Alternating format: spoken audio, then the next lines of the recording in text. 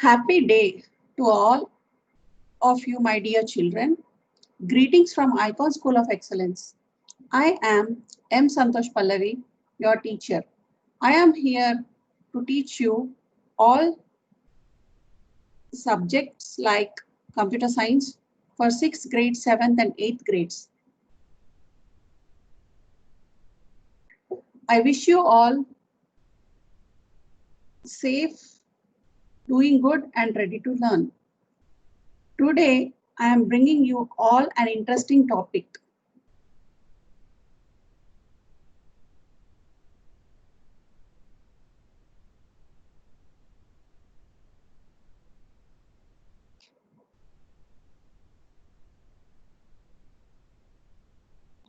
Know your computer.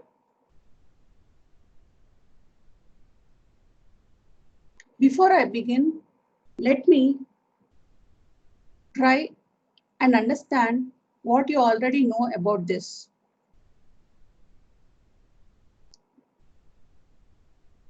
So first of all, I would like to know from you guys, okay, this is the first unit of 6th grade, know your computer. So here, can you see the image on the screen? I will give you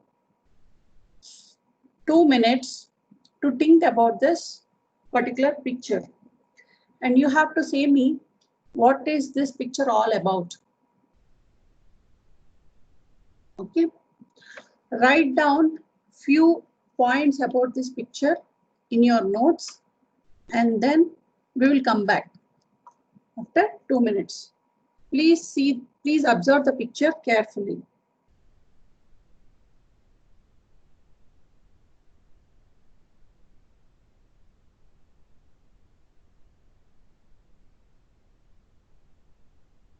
Okay.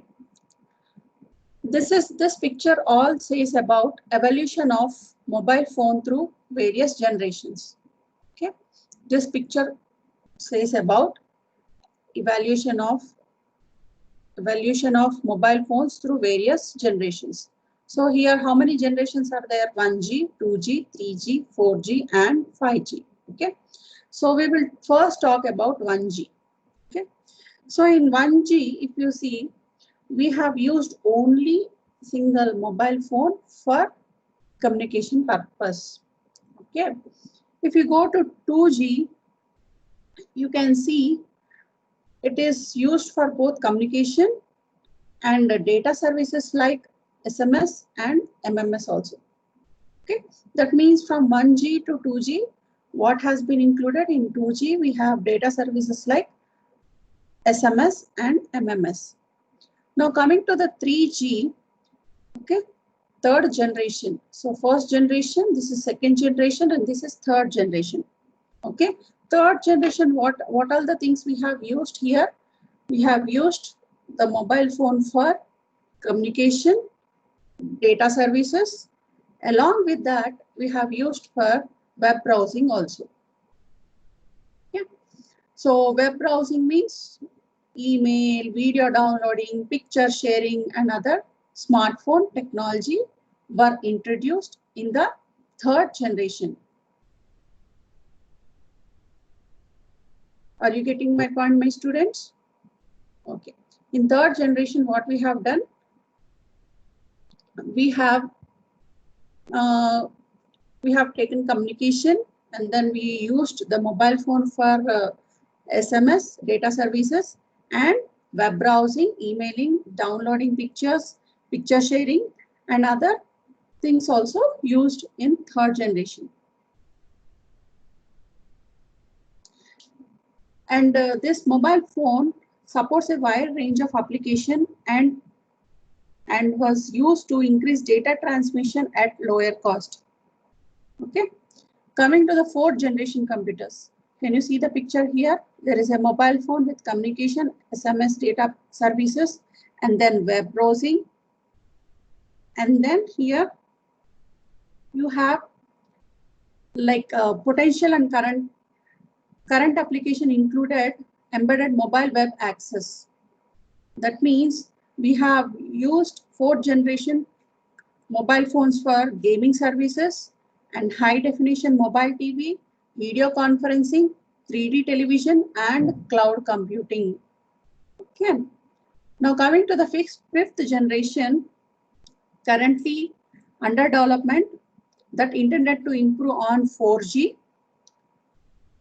Okay, so 5G promises significantly faster data rates. That means we are expecting faster data rates compared to 4G in fifth generation mobile phones. Okay, and with the lower latency and other improvements. Okay, so this 5G is nothing but this is under development. This is not yet developed. So currently we are at 4G. Okay, so coming to this, what have you understood? This is first generation, this is second generation, third generation, fourth generation, and fifth generation. Okay, so if you see this picture, you have a boy which is crawling here, started to stand up, and here he is walking, and here is crossing the hurdles, and here he is flying. So in this way, our there is an evaluation of mobile phone through various generation. Okay. So what is meant by generation?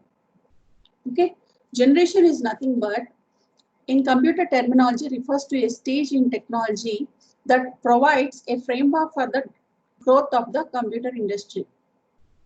Generation in computer terminology is a change in technology. A computer which was or is being used. Initially, the generation term was used to distinguish between various hardware technologies. Nowadays, generation includes both hardware and software. Okay, so if you go to the previous one, see, this is 1G, this is first generation, this is second, this is third, this is fourth and fifth. So generation is nothing but change in technology. I'm speaking in terms of computer. Previously, I have shown the picture of generations of a mobile phone. So similarly, for a computer also, you have different types of generation. So what is the generation?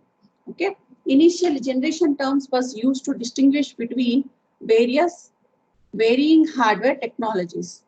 Okay, that means technology used to change from one generation to another generation.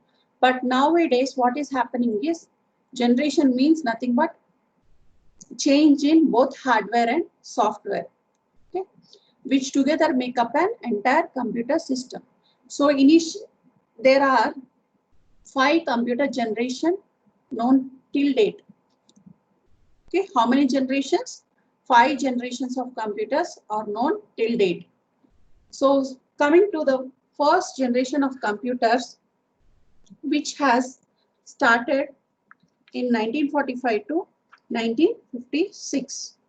Okay, so the first generation of computers used vacuum tubes as the main electronic component. Okay, first generation computers, what is the range of first generation computers? It is between 1945 to 1956. Okay, these computers used vacuum tubes as the main electronic component. Next, what are the different types of, what are the different examples of first generation computers? So different examples of first generation computers are ENIAC, ENIAC, EDVAC, and UNIVAC. UNIVAC1 are the examples of first generation computers. Can you see this picture, my everyone? So this picture shows you vacuum tubes. Okay, so this is a vacuum tube incorporated circuit. Are you getting my point? First generation computers used vacuum tubes as the main component.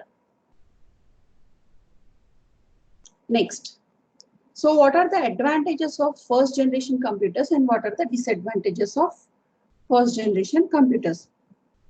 So the first generation computers are the fastest calculating devices of that particular time. Okay, those were the fastest calculating devices of that particular time. What is the time? That is in between 1945 to 1956. At this particular time, these were the fastest calculating devices. The ENIAC was capable of performing 500 additions. ENIAC was there, right? It was ENIAC. Already, what is the example? We have spoken different examples. In that, this ENIAC, EDIVAC, and UNIVAC 1 are different examples of first generation computer. So, in this, ENIAC was capable of performing 5,000 additions, and so this is an ENIAC circuit, so which was capable of performing 5,000 additions or 350 multiplications per second. Next, what is the disadvantages of first generation computers? Obviously, when you see the picture, okay, they have used vacuum tubes. So the first generation computers are huge in size and heavy in weight. Okay, by seeing this picture, you can tell the first generation computers are huge in size and heavy in weight. Okay, they emitted a large number of heat because of the usage of thousands of vacuum tubes. Okay, they used to emit large amount of heat because of the usage of thousands of vacuum tubes. They consume more power and were expensive. They consume more power and very expensive. They used machine language which was cumbersome. What is meant by cumbersome? It's very difficult and hard to understand. So they used machine language which was very difficult and hard to understand. And machine dependent. What is machine dependent? That is, a program written for one computer could not be executed on other computer. This is called machine dependent. So whatever the program written in one computer cannot be executed in another computer. This is called machine dependent. So what are the different disadvantages of first generation computer? They are huge in size and heavy in weight. Next point is they emitted a large amount of heat. Next point is they consume more power and very expensive. And the next point is they use machine language which was cumbersome, which was very difficult and hard to learn. And they are machine dependent. Machine dependent means the program written for one computer could not be executed on another computer. Okay, moving forward. So this is second generation computer. Okay, this is second generation computer. Second generation computer starts from 1956 to 1963. In this year, second generation computer was introduced. Okay. So the second generation computers use transistor. Can you see the picture here? There is a transistor here. Okay. So the second generation computer use transistors and which are smaller and faster and as well as consumes less power than vacuum tubes. Okay. The second generation computers use transistors. In this picture, this is called a transistor, which are very smaller. If you see the picture, the transistor is very small and faster, as well as consumes less power than vacuum tubes. What are the examples of second generation computers? Those are nothing but ENIAC 1401, IBM 700, and CDC 160 are the examples of second generation computers. Okay. So this is the transistor circuits. All the transistors are incorporated on a printed circuit board. So that's why this is called transistor circuit. Okay. So coming to the advantages and disadvantages of second generation computer, moving forward, we will discuss about advantages. So these computers are smaller in size and less bulkier compared to the first generation computers. Okay, these computers are smaller in size and less bulkier compared to the first generation computers. Okay, then they generated less amount of heat. They used to generate less amount of heat than the first generation computers. Okay, they are faster and less expensive compared to the first generation computers. They are faster and less expensive also. Okay, then what are the disadvantages of second generation computers? They were still costly and constant maintenance was required. They are still costly and some maintenance was required.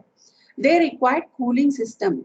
Okay, since we are using the transistors, so they required cooling system.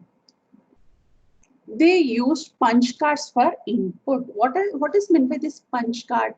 Punch card is nothing but strike key or buttons. Okay, to hit something, it's called punch card. So they used strike key or buttons for giving inputs. Okay, they used assembly language, which was also machine dependent. So second generation computers used assembly language, which are also again machine dependent. Okay, moving forward, we'll go to the third generation computers. Third generation, what is the year range of third generation computers? That is 1964 to 1971. People, this particular year range, we are calling it as third generation computers. Okay. Now, the third generation computers used integrated circuits. Okay. Third generation computers used integrated circuits, okay, ICs, okay, in which the small transistors were placed on a silicon chip called semiconductors. Okay, the third generation computers used integrated circuits in which the small transistors were placed on silicon chips called semiconductors.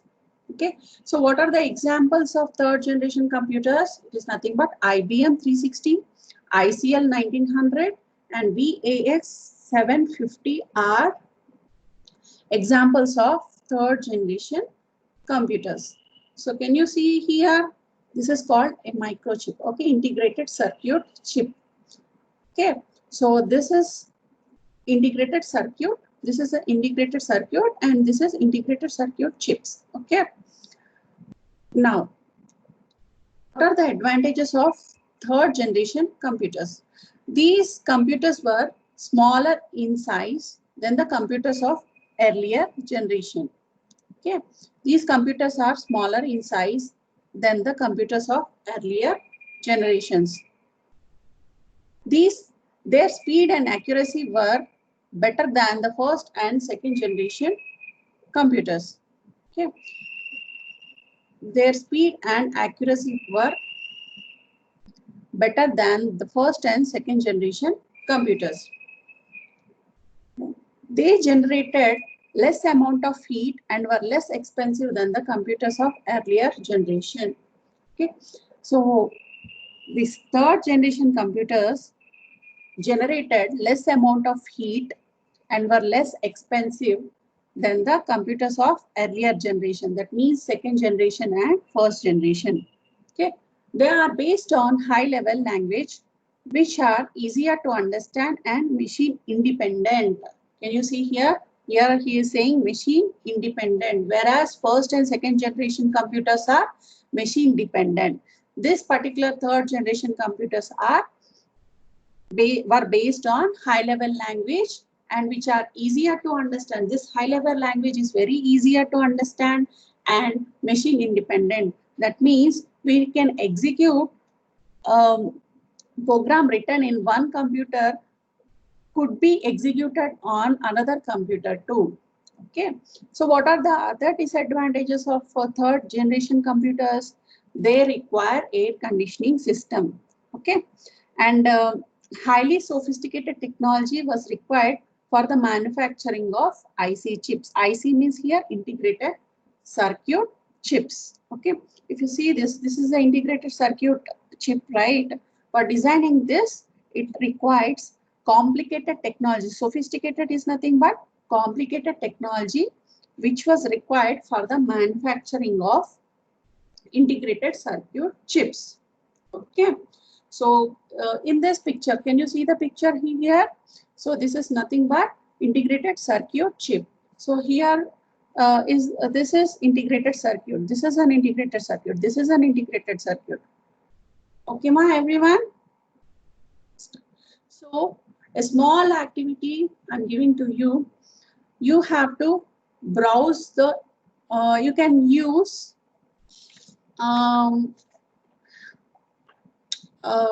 You can use internet and get the information, okay, about these abbreviations.